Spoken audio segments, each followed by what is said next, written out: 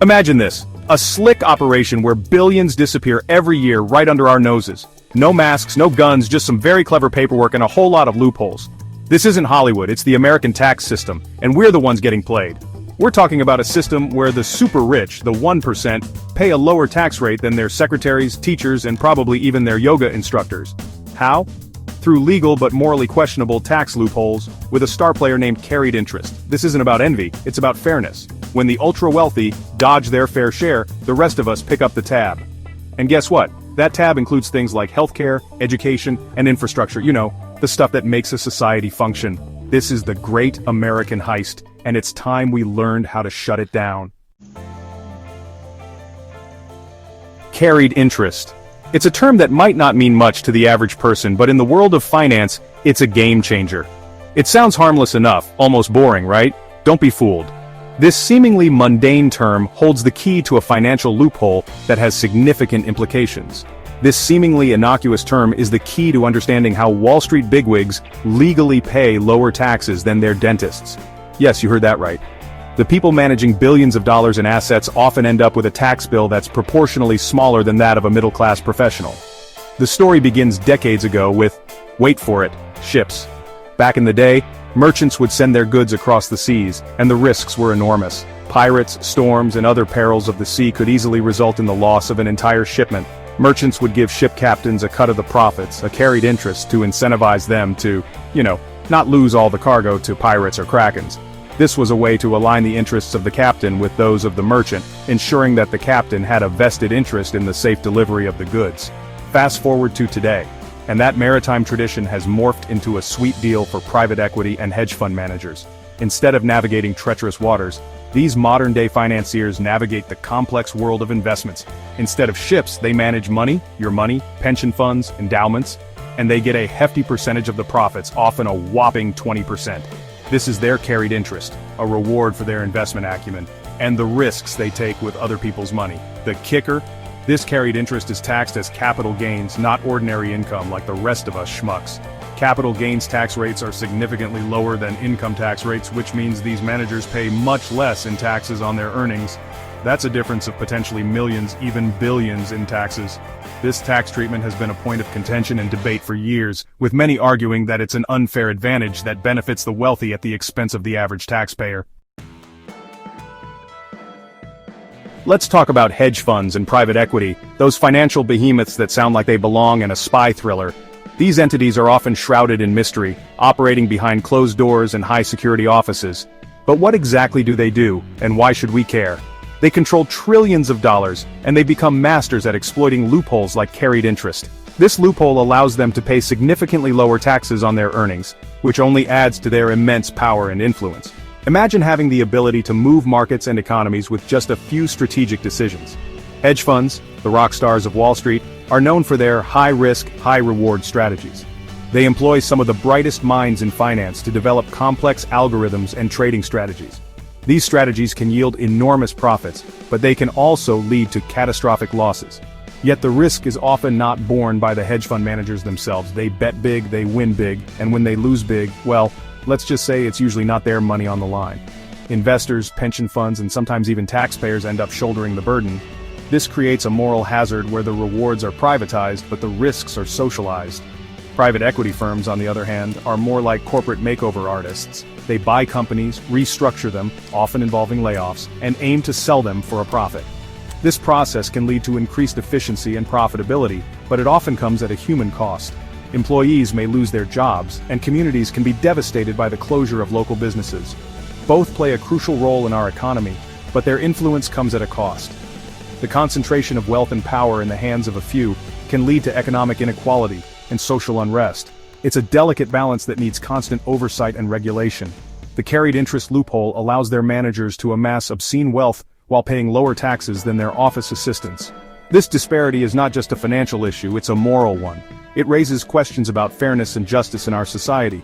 It's a system rigged in their favor, and it's high time we called them out on it. Public awareness and legislative action are crucial in addressing these imbalances. Only then can we hope to create a more equitable financial system that works for everyone, not just the privileged few. Tax loopholes. Those two words make honest taxpayers cringe and Wall Street fat cats rub their hands together with glee. They're the legal equivalent of picking someone's pocket while humming innocently. Here's the thing. Tax loopholes aren't some accidental oversight. They're often intentionally written into the tax code by lobbyists and lawmakers who stand to benefit, either directly or indirectly. It's a cozy little system, a backroom deal where the average American rarely gets a seat at the table. The carried interest loophole is a prime example. It allows fund managers to pay a lower tax rate on their earnings than their secretaries, all because of a legal definition that classifies their income differently. It's like ordering a large pizza, eating most of it, and then claiming you only had a slice because you left the crust. Section 5. Carried interest and you. Yes, this impacts you. Now you might be thinking this is Wall Street stuff, high finance mumbo jumbo. How does this affect me? Oh, but it does, my friend. It affects all of us, even if you've never even heard of a hedge fund. Remember that tab we talked about earlier? The one we're stuck with because the ultra-wealthy aren't paying their fair share? That tab includes essential services like education, healthcare, and infrastructure. When the government loses billions in tax revenue due to loopholes like carried interest, it means less money for schools, hospitals, and roads. It also means a widening gap between the rich and everyone else. As the ultra-wealthy get wealthier thanks to these tax breaks, the middle class shrinks, and income inequality skyrockets. This isn't just about money, it's about the very fabric of our society. Section 6. Real-world robbery, housing, healthcare, and the shrinking middle class. Let's get specific, shall we? Let's talk about how the carried interest loophole translates into real-world consequences for everyday Americans. Remember, this isn't just about numbers on a spreadsheet, it's about people's lives. Take housing, for example. The rise of private equity firms buying up properties and jacking up rents has been linked to the affordable housing crisis in many cities. These firms, often benefiting from the carried interest loophole, are more concerned with profits than providing affordable housing for families. Then there's healthcare. The exorbitant cost of healthcare in the United States is no secret. Part of the problem is that pharmaceutical companies, often backed by private equity and hedge funds, prioritize profits over affordable medication. And guess what? Those profits are often shielded by, you guessed it, the carried interest loophole. Section 7. The political chess game. Why closing loopholes is like pulling teeth. So, if these loopholes are so bad, why haven't they been closed? It's a question that has puzzled many for years. The answer, however, is far from straightforward. That's where the fun begins. The process of closing loopholes is a complex and often frustrating journey, filled with political maneuvering and strategic delays. Welcome to the wonderful world of politics, where things are rarely as simple as they seem. Every decision, every move, is part of a larger game of chess, with each player trying to outmaneuver the other. Closing tax loopholes, especially one as entrenched as carried interest, is like trying to wrestle a greased pig. Slippery, frustrating, and you're probably going to end up covered in mud.